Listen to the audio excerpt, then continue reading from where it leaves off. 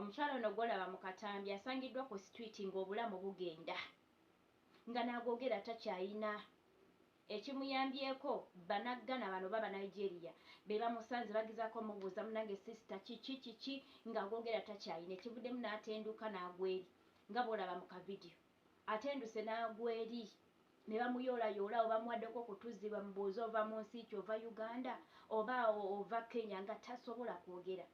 Kino nno kye kikulaga munnange nti abantu bangi nnyo bava mu nsi zaabwe ne batambula okugenda okunoonya ekikumi naye nga ne gye baagenda embeera yakaluba ng'abulwa ekyokulya omulimu gwabula akeera ku makya nga tamanyi nawo wagenda kujja kyakulya yeraliikira omulimu tannagufuna yeraliikira ekyokulya kyokka ng'oluusi ne gye yava nga nayo ssente bazimusaba. Abantu abali e Uganda nga tonnaba kusaba muntu kikumi kyonna sooka ogezeeko okumanya ali mu mbeera ki so abakyala bano nze ngamba omukyala ono abadde na depressed alina stress waba omutunira mutuufu wabanga si mulwadde alina stress she's depressed bwe kitaba ekyo mu butuufu alabika nga n'okulya amaze ebbanga ng'ekyokulya kibuza wammanta kiwammante katusooke tulabe ka video k'omukyala ono. Hello guys, good morning. This is our sister. I don't know, she looks like a Kenyan or it's a Ugandan, I don't know, but I've been struggling to ask her questions. She just lied on the floor. So please, if you see her, you can recognize her, please you own up so that we can do something for her. See, she's just lying here. I don't know what is wrong. When I met her, she was sitting, but as I started questioning her, she just lie down. I don't know if she didn't want her to respond. She just fell on the ground. So guys, please, let's help a sister here. I'm begging. Sister?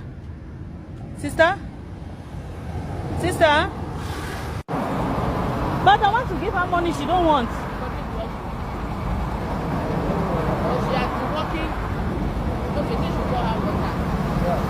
I'm scared.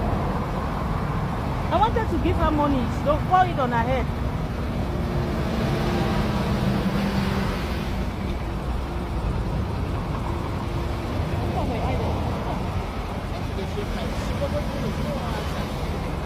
Sister, can you talk to us? Stand up and talk.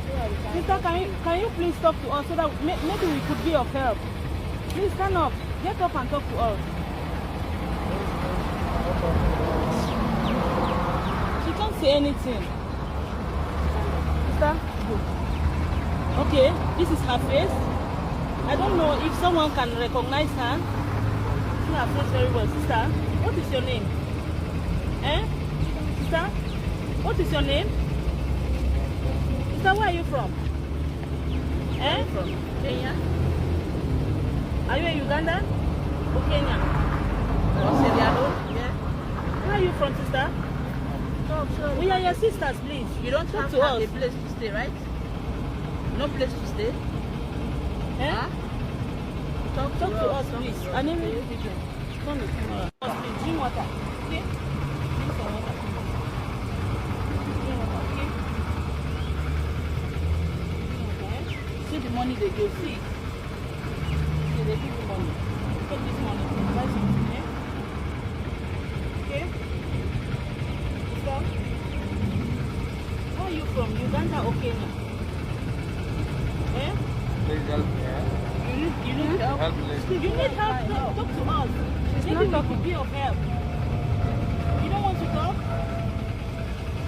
If you don't want to talk, we are going somewhere. We are leaving you. We'll leave you.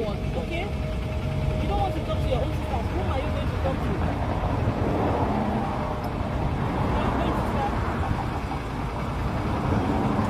We are going around the street. So guys, this is the lady's this is a card we have realized in her back. Her name is Namakula Lilian. We don't know, this name is surely a Ugandan name. So guys,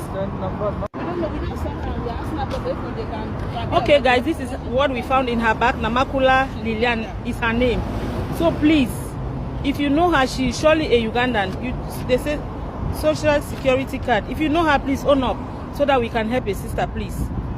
Oh no, please. If you see her and recognize her, she's in Abu Hail, almost to Hamria shopping center, the bridge before Hamria shopping center. So guys, in her bag, she even has receipts that she has been sending money. June, July receipt is inside.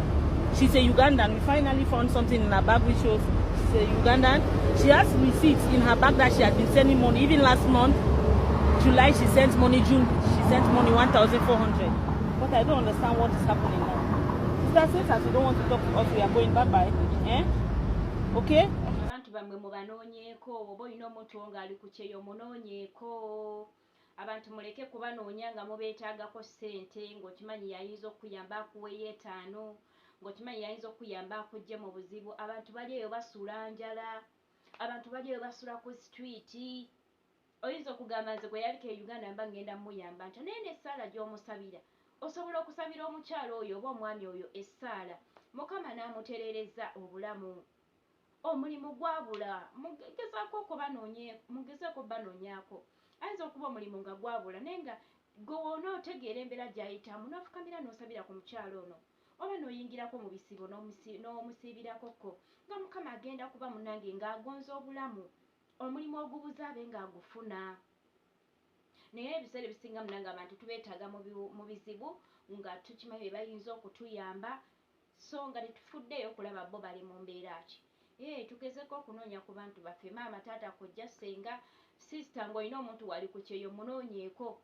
Abantu abali ku kyeyo beetaaga okubudaabudibwa, yeetaaga just newoomuzaamu ku maanyi n'omusabirako n'omugamba ojja kumalako omubirimu ojja kugufuna, ngenda kuteeka mu ssaala. So muleme kubanoonyanga nga mwagala akasente kokka.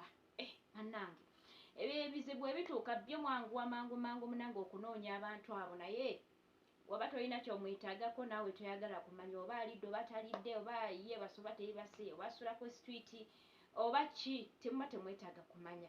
Yeyo embeera abantu bammwe abali ku ddungu oba mu mawanga gonna gye bayitamu, even in America waliyo omunnayuganda ng'asula ku street nga n'ekyokufuna ekyokulya asaba busabi ng'embeera yamutabukako. So byebyo so bw'obanga naawe omumanyi ng'osobola okutambuza vidiyo n'etuuka ate munnange kuba famire ye omukyalo ono bamanyi embeera mwali, ate era etambula etuuke ne ku bantu abayinza okuyamba ku mukyalo ono. Etambuza vidiyo obe ng'ate etuuka ku bantu abalala. Mubadde balabi balungi okuva gye twatandikidde okutuuka we tuuse wano ku nkomerero eya vidiyo yaffe. Amanya nsigadde nga nze Maggy okuva mu kitongole ekya Initiative Uganda. Tubaagala nnyo mwena bamikwano. Bwe guba nga gwe mundigo ogusoose okuba nga okyalako ku peegi yange, kusaba obe nga omukonerako kagambo subscribe obe nga otwegattako. Ate naawe already eyatwegattako edda oli w'amaanyi nnyo era nkwagala nnyo. Osobola okunyamba vidiyo n'ogimpeera ka like oba n'okomentinga n'okusharinga ebe ng'etuuka ku bantu bangi. Tujja kuba nga tusinkana mu vidiyo eziddako. Mukama bankumire nnyo atakumira mpeera. Bye bye.